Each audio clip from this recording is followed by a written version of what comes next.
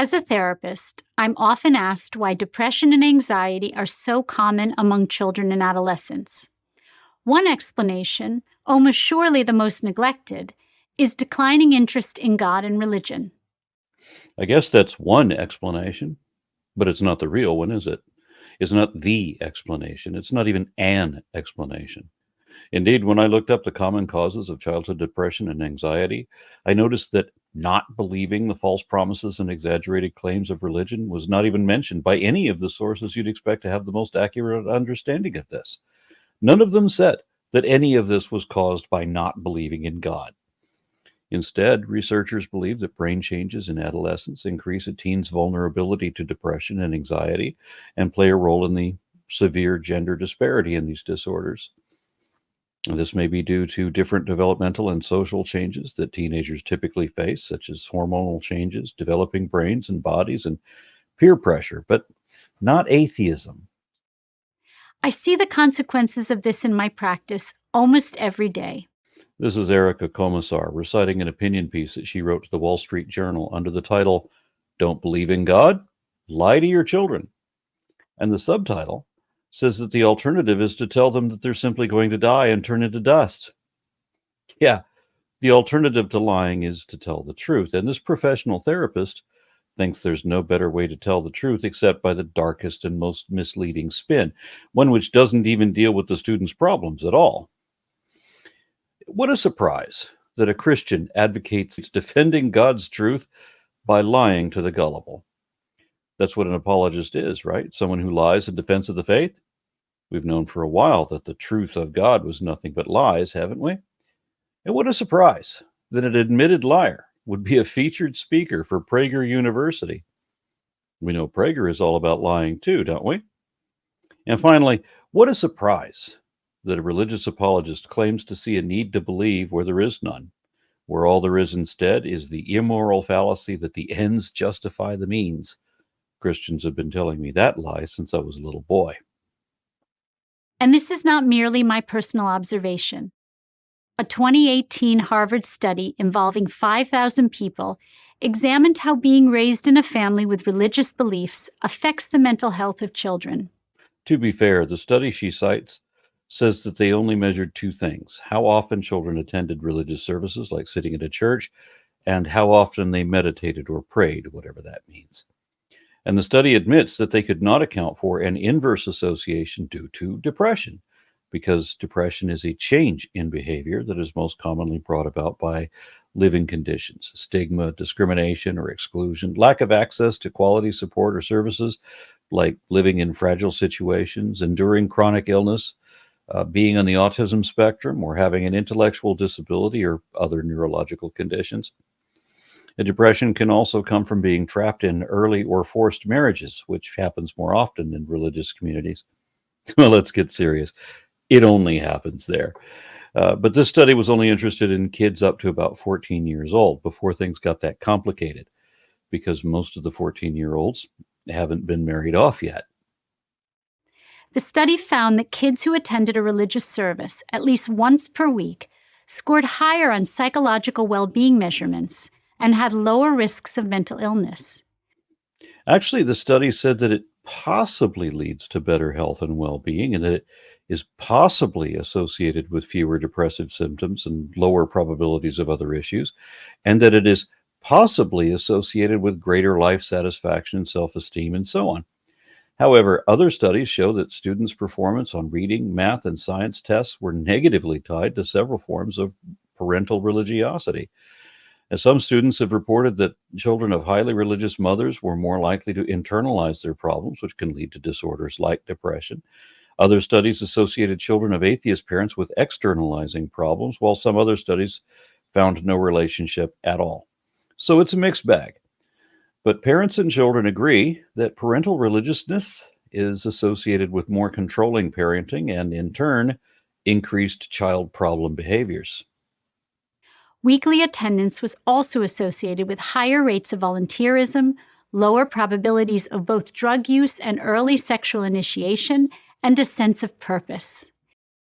That's strange, because I read that children from religious families are less kind and more punitive than those from non-religious households, and that religious belief is a negative influence on children's altruism. Other studies show that children raised in religious families tend to have enhanced social and psychological skills, but may perform less well academically compared to their non-religious peers. And this, again, is just when we're talking about children, because an estimated 70% of high school students who enter college as professing Christians will leave with little or no faith because they realize how they've been lied to by their own parents.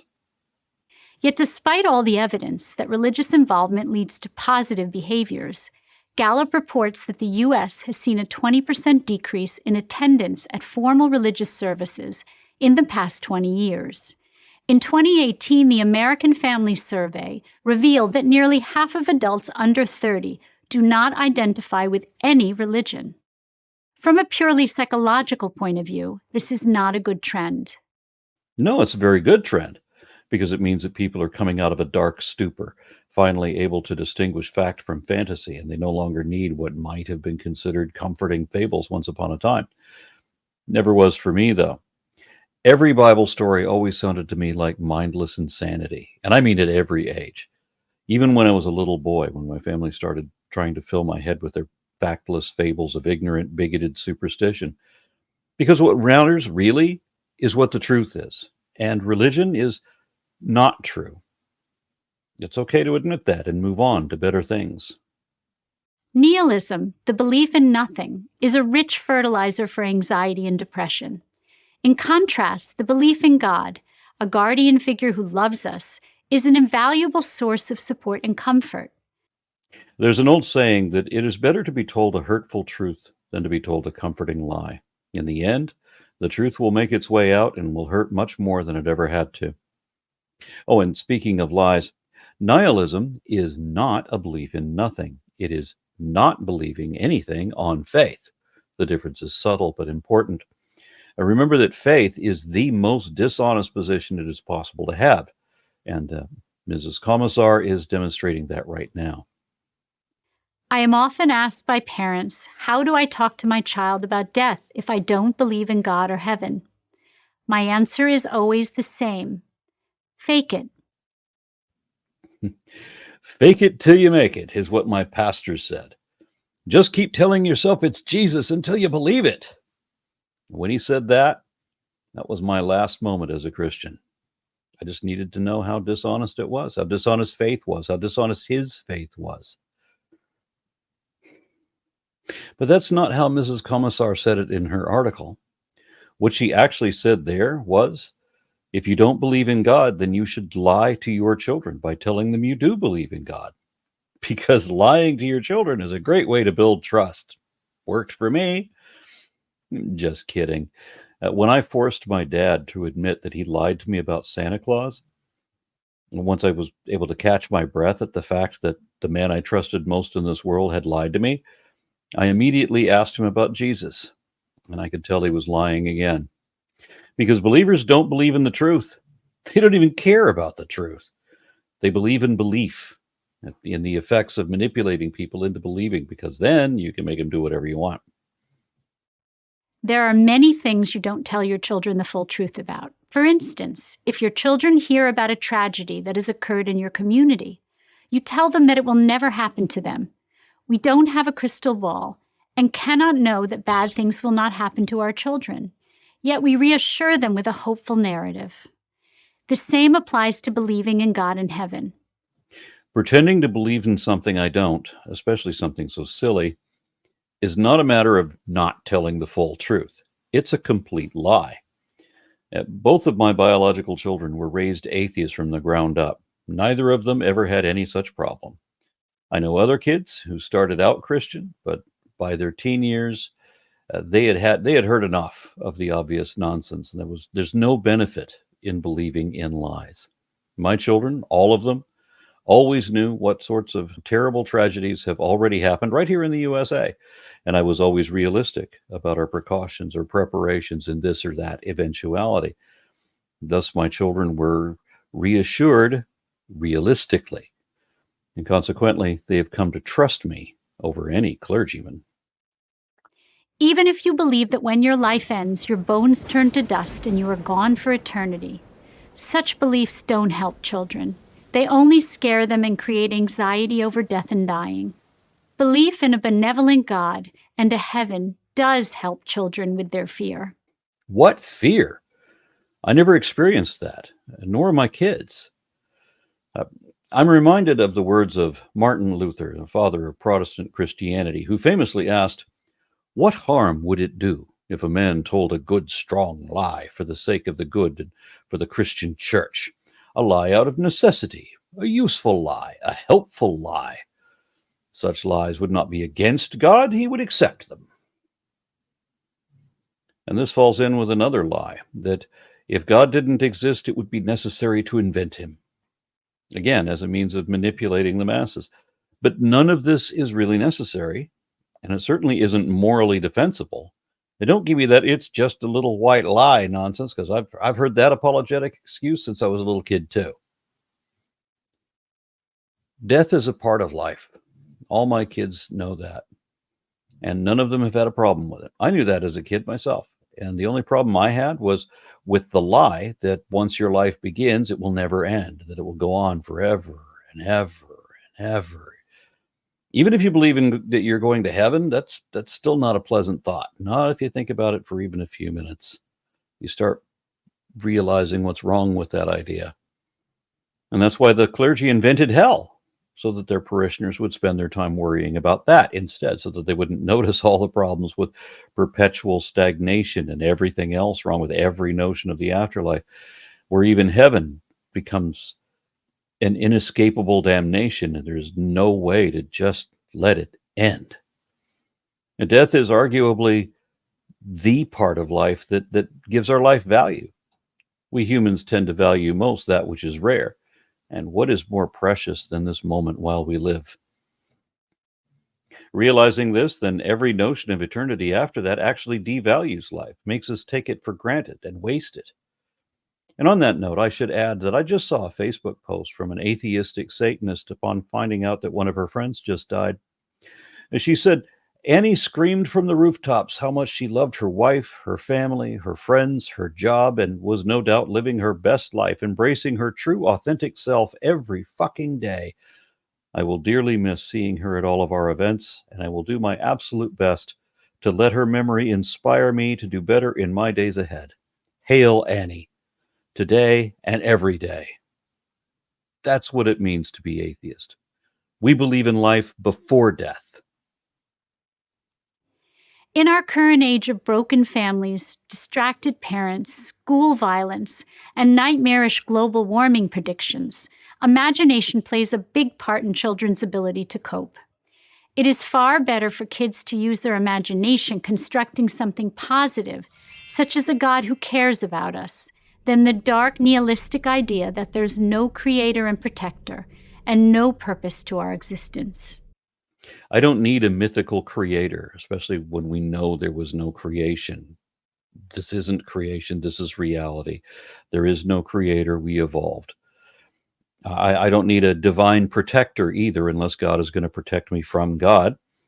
And nor do I need or want any externally imposed purpose to my existence. If I want my life to mean something, that's my choice. I don't find reality to be dark either. I have the light of reason, not a scripture full of horrific atrocities. And that's the impression I have of Abrahamic religion, that it is horrible, or certainly would be horrible if it were real. Thankfully, it isn't. But I get the point that you could just ignore all your social and environmental issues as if ignoring them will make them go away. It won't. No matter how much you pretend, yes, pretend, that some fairy godfather is going to come save us from ourselves so that we don't actually have to do anything to solve our problems. And of course, that just means that we didn't do anything when we could have. And how stupid is that? And that's without even mentioning the negative statistical correlation between religiosity and what we typically think of as moral behavior, where factions of dominant religion statistically have the highest crime rate, with special emphasis on hate crimes, where religious people are more likely to condone the killing or torture of prisoners, but non-religious people are more likely to consider that morally wrong. The most religious countries also have the highest murder rate, and the same is true of the most religious areas in the United States. Secular nations have the opposite tendency, where the less religious they are, the more peaceful they tend to be.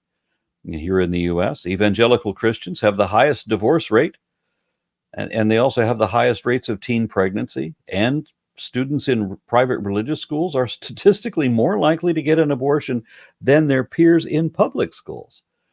And Child Protective Services and other agencies also report that a significant majority of child abusers and molesters identify as very religious, and that the more religious they are, the worse offenders they are. That's how little religion has to do with broken families and distracted parents. As if we were religious, well, then everything would be good and fine and hunky-dory. No. And this study even admits how headlines highlight sexual abuse by Catholic priests and others, physical child abuse in the name of religion, medical neglect as a consequence of faith healing, and other forms of child maltreatment.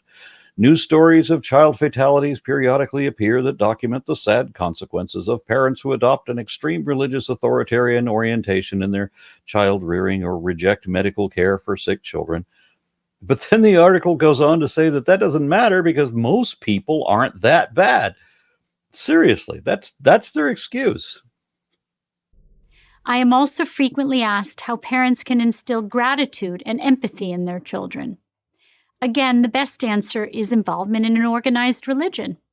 All traditional faiths encourage gratitude and empathy as antidotes to entitlement and selfishness. These are the building blocks of strong character. They also protect against depression and anxiety. Notice how she says that kids should be involved in an organized religion, because it doesn't matter which religion it is. It didn't matter whether the kids were in a church, a mosque, a synagogue, or a Hindu temple, because the truth of the belief means nothing. It doesn't have to be true as long as you believe it. It doesn't make any difference which God it is or which faith it is, as long as you have faith, as long as you make believe things that aren't true. Because what they believe isn't true, and they know it. She knows it. Ayaan Hirsi Ali knows it. Lots of Christians know that what they believe isn't true, but they're determined to believe it anyway.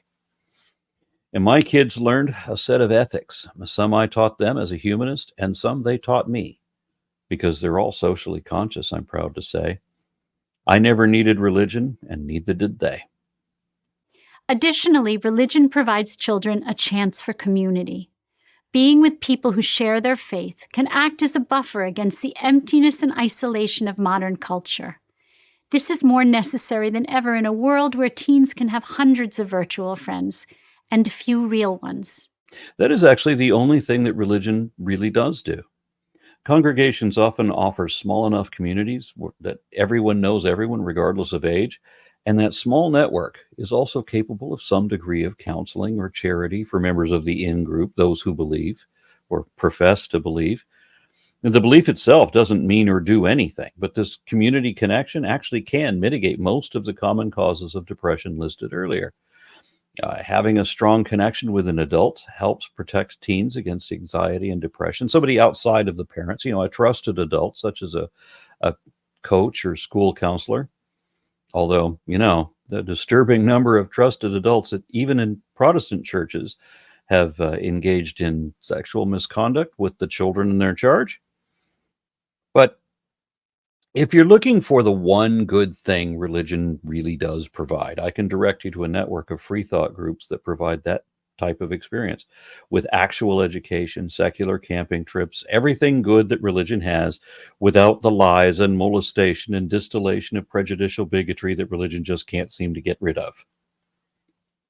And religion helps teach children mindfulness, a sense of self-control and discipline. Your young children might not be aware they are entering a house of worship, but they do know they're supposed to act in an appropriate manner when they are there. They have to relax their bodies and calm their minds. Even in the congregations where that is true, because there's a lot where it's not, the kids are expected to sit down and shut up and listen to some liar spouting nonsense of pretending to know things he doesn't know. When I, at 11 years old, called out the pastor for lying like that, and my family never took me to church again. It seems that most believers don't have a problem with this, but some of us don't like to be lied to. especially by some hypocrite pretending to represent a standard of morality. It is true that if you feel ambivalent about God and religion, your children will likely follow your example. However, if you practice religion or send your children to religious school, knowing it is good for them, you might surprise yourself and get something meaningful out of it too.